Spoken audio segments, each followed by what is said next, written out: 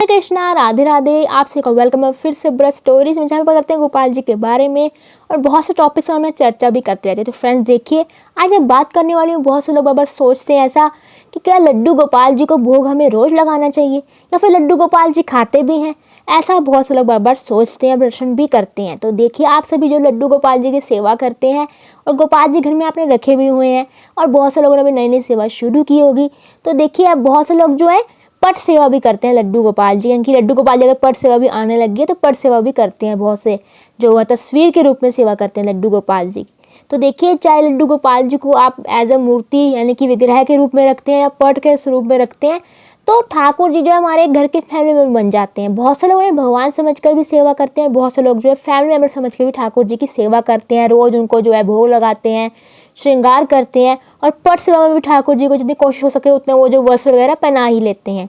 तो बात हम करने वाले कि लड्डू गोपाल जी को हमें रोज़ भोग लगाना चाहिए, तो रोज़ ही लगाना चाहिए और हमें कितने टाइम तक यानी कि एक दिन में लगाना चाहिए ठाकुर जी को भोग। तो देखिए, सबसे पहले जान लीजिए जो लड्डू गोपाल जी हैं वो हमारे बाल स्वरूप है, छोटे बालक हैं। अब आप बात करें मंदिरों में, तो मंदिरों में तो रोज़ ही गोपाल जी या फिर कोई भी भगवान जी सबको भोग लगाया जाता है। और मैंने बहुत से घरों में भी देखा है कि चाहे और भगवान जी में तो सबको कहीं भोग लगाते हैं कि रोज़ की सेवा उनकी रहती ही रहती है। पर बहुत से ऐसे भक्त भी होते हैं जो ऐसे सोचते हैं पता नहीं हम लड्डू गोपाल जी को भोग लगा तो देते हैं, वो खाते हैं कि नहीं खाते हैं। और जब लड्डू गोपाल जी को भोग लगाना चाहिए कि नहीं लगाना चाहिए, या हम बिज़ी बहुत रहते हैं, हम लगा नहीं पाते हैं, एक टाइम का ही मुश्किल से लगा पाते हैं। तो देखिए, सबसे पहले जान लीजिए जो लड्डू गोपाल जी हमारे घर के फैमिली मेम्बर होते हैं। तो बहुत से लोग तो जो भगवान के रूप में सेवा करते हैं तो वो भी ठाकुर जी को रोज़ भोग लगाते हैं। तो अगर आप बताइए, अगर आपके घर में कोई बच्चा है या आप में साथ ही कोई अन्य व्यक्ति भी रहते हैं, पूरी फैमिली होती है, तो क्या आप खुद खाना खा लेते हैं, उन्हें आप नहीं देते हैं खाना? देते हैं ना उनको रोज़ खाना आप, क्योंकि आप भी समझते हैं कि उन्हें भी तकलीफ़ होती है। अगर हम उनको खाना ना दें उनको हम, तो उनको भी मुश्किल हो जाएगी, वो सह नहीं पाएंगे भूख। तो वैसे ही हमारे लड्डू गोपाल जी हैं, तब ये थोड़े लड्डू गोपाल जी आपको आकर बोलेंगे। तो देखिए, स्वयं तो ऐसे नहीं बोलेंगे। हाँ, जैसे बहुत से भक्तों के साथ ऐसी लीला भी होती है कि अगर कोई भक्त भूल जाता है खाना देना, या फिर कई भक्त जो होते हैं सिर्फ लड्डू गोपाल जी को ऐसे ही लेकर आ जाते हैं घर में, पर सेवा नहीं कर पाते हैं, तो फिर ठाकुर जी स्वप्न में भी आकर जो है बोल देते हैं कि मुझे भूख लगी है।